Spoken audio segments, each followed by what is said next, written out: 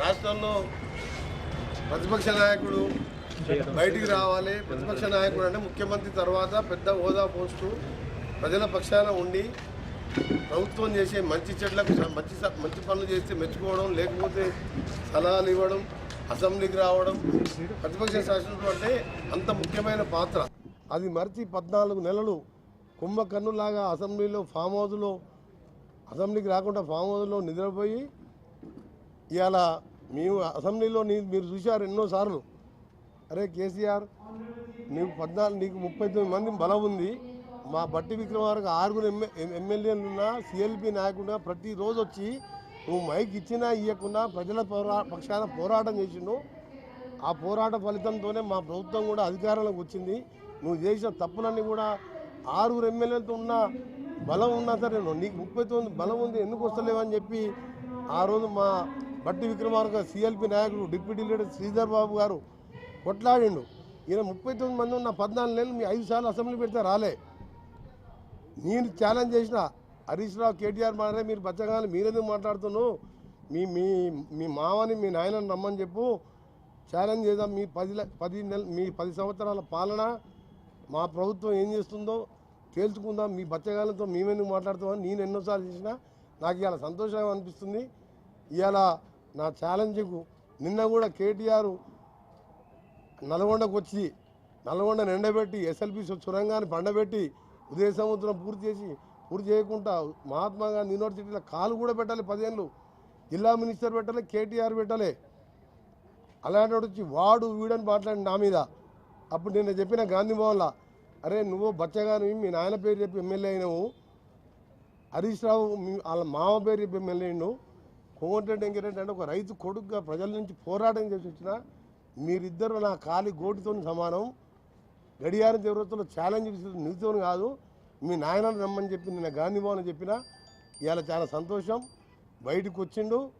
ఆయన చేసిన పాపాలన్నీ రేపు అసెంబ్లీలో కాదు బయట కాదు ఎట్లా ఎండగడుతున్నావు తెలంగాణ ప్రజలు చూస్తారు. కోమటిరెడ్డి వెంకటరెడ్డి గారు దళితులు ముఖ్యమంత్రి చేయకపోతే మెడ నరుక్కుంటా అని 10 లక్షల సార్లు అన్నాం. దళితులు 3 ఎకరాలు ఇస్తా, లేకపోతే 2 ఎకరాలు ఉంటే ఎకరం యాడ్ చేసి బోర్ వేసి మోటార్ వేసి రైతుని చేస్తా అన్నావు. డబ్బులు పెట్టు, నీ బిడ్డ అల్లుడు నీ గొర్రెలు ఏడగట్టేస్తామన్నావు. ఎన్ని ఇల్లు కట్టినావు? ఉదాహరణ నల్గొండ కాన్ఫరెన్స్ తీసుకుందాం, 979 ఇల్లు కట్టి ఒక్క ఇల్లు కూడా గృహోపయోగం చేయలే. పత్రికా సోదరుల ద్వారా కేసీఆర్ నువ్వు ఫామ్ హౌస్లోకి వెళ్ళి మాట్లాడినావు ఇంతకుముందు.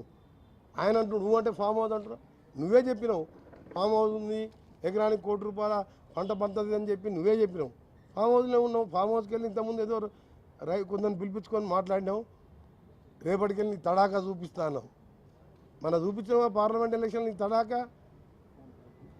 పార్లమెంట్ ఎలక్షన్ 16 పార్లమెంట్ ప్రచారం చేసినావు కదా, ఏమైంది? 5 నెలల కింద 6 నెలల కింద 9 డిబైట్, 9 3వ ప్లేసు, 7 డిబైట్ పోయింది.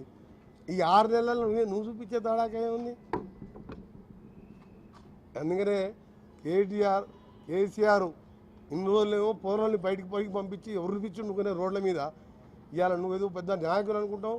తెలంగాణ సాధనలో నీ పాత్ర లేదు. శ్రీకాంతాచారి సకల జీవనంలో 4 కోట్ల మంది పాత్ర ఉన్నది. అంతో ఇంతో ఉంటే పాత్ర కాంగ్రెస్ పార్టీ ఎంపీలది. నాలాంటి వారు పదవీ త్యాగం చేసి మళ్ళీ తీసుకోలే. నీలాగా ఎంపీగా రాజీనామా చేయడం, మళ్ళీ బై ఎలక్షన్ పోవడం, ఆంధ్రోల దగ్గర డబ్బులు గుంజడం నీలాగా చేయలే. తెలంగాణ కొట్లాడి తెలంగాణ కోసం తెచ్చి తెలంగాణ వచ్చిన మంత్రి పదవి తీసుకుంటా అని చెప్పినా, తెలంగాణ వచ్చిన మంత్రి పదవి తీసుకున్నా.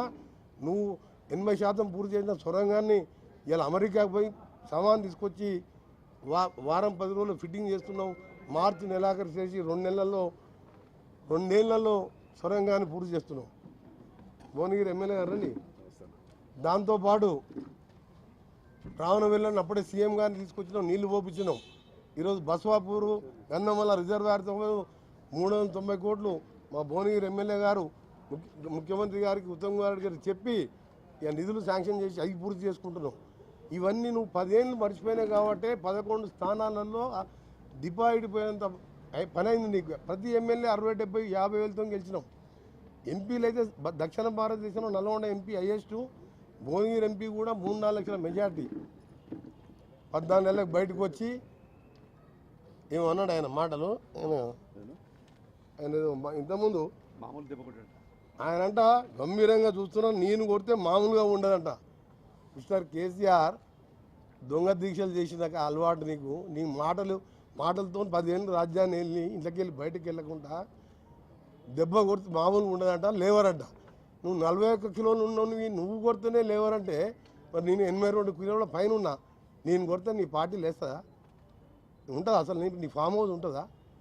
నీ ఫామ్ హౌస్ కూడా కూలిపోతుంది. నువ్వు ఎన్ని మాటలు ఉద్దెబ్బ కొడితే లేవరు ఇవన్నీ కాదు.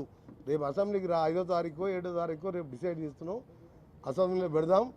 దళిత ముఖ్యమంత్రి ఇవ్వకుండా బెడదనుకుంటున్నది ఎవడు? ఇవాళ 2 లక్షల రుణమాఫీ చేసి చూపించింది ఎవరు? సొరంగానికి అమెరికా నుంచి ఇవాళ 100 కోట్లు అడ్వాన్స్ ఇచ్చి మొదలుపెట్టింది ఎవరు?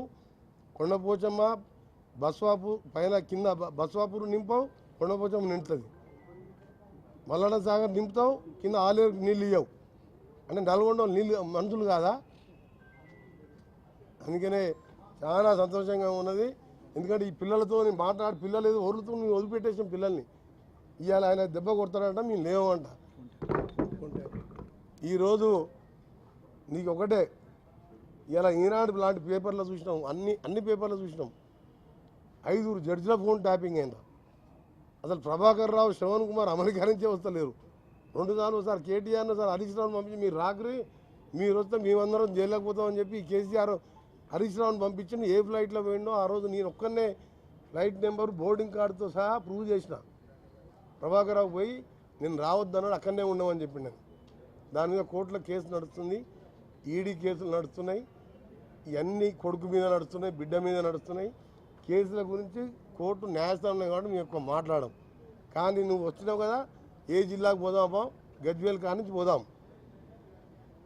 గజ్వేల్కి పోదామన్నా రెడీ, సిరిసిల్లాకు పోదామన్నా రెడీ, సిద్దిపేటకు రెడీ.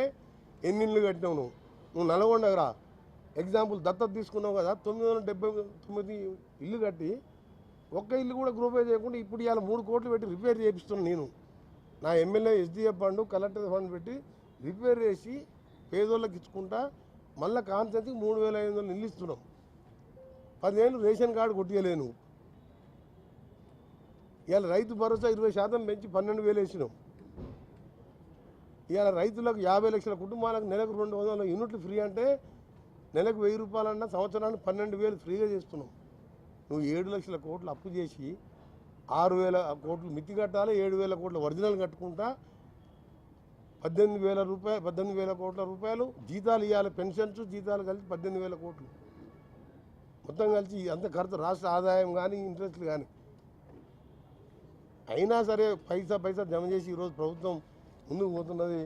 మీ అందరికీ తెలుసు. ఒక్క రేషన్ కార్డు తెలంగాణ ముద్ర మీద తెలంగాణ లేదు. అసలు తెలంగాణ తల్లి విగ్రహం లేదు. అసలు తెలంగాణ పార్టీ లేదు. టీఆర్ఎస్ పార్టీని బీఆర్ఎస్ఏ మార్చుకున్నావు. నువ్వేం పడగొడతావు, నువ్వేం తొక్కుతావు మమ్మల్ని. పార్టీని నువ్వే మార్చుకొని టీఆర్ఎస్ బీఆర్ఎస్ అని నీ పార్టీని నువ్వే మొదలుపెట్టుకున్నావు. ఎప్పుడైతే దళితులను మోసం చేసినావో, రెండవసారి ఎన్నికల ముందు దళిత బంధు ఫోన్లలో మెసేజ్లు పంపించి ఓట్లు వేసాను. మొదటిసారి దళిత ముఖ్యమంత్రి అంటే దళితులందరూ కూడా ఓట్లు వేసాను. 12% మైనార్టీలకు రిజర్వేషన్ అన్నాం. నీలాగా తప్పుడు మాటలు చెప్పలే. మేము చేసేయే చెప్పినాం, అవే చేస్తున్నాం. వెనక ముందు అయినా సరే ప్రతి ఒక్కటి చేస్తున్నాం. చెప్పని మూసి కూడా చేస్తున్నాం క్లీనింగ్ ఇవ్వాలి. అందుకని నువ్వేదో బయటకు వచ్చి మాట్లాడితే ఓడు భయపడతాడు లేడు. ఇక్కడ నీలాగా దొంగ మాటలు చెప్పి దళితుని చేస్తా అని చెప్పి నువ్వు అధికారం రాలే. మేము 6 గ్యారంటీలు సోనియా గాంధీ ఆంధ్రప్రదేశ్లో పార్టీ అంతా మొత్తం పోయింది. ఒక వార్డు మెంబర్ లేడు మాడు. అక్కడ పార్టీ పోతుందని కూడా తెలంగాణ ఇచ్చింది సోనియా గాంధీ. 2 సార్లు కేసీఆర్ మాటలని మోసపోయినాం. అసలు తెలంగాణ కాంగ్రెస్ గెలిపించాలనే ప్రజలు గెలిపించిండ్రు. మళ్ళా టర్మ్ కూడా మేమే గెలుస్తాం. నీతో ఏమీ కాదు, ఏమీ చేయలేవు. ఎప్పుడైతే పార్లమెంట్లో అసెంబ్లీలో కొద్దిగా 39 సీట్లు వచ్చినాయి. పార్లమెంట్లో వచ్చేసరికి 9 3వ ప్లేస్ 7వ ప్లేస్ డివైడ్ పోయింది. నేను చేసేది ఏముంది? రేపు రా లోకల్ బాడీ ఎలక్షన్ చూసుకుందాం. ఒక జిల్లా పరిషత్ గెలిపి ఛాలెంజ్ చేస్తున్నాను.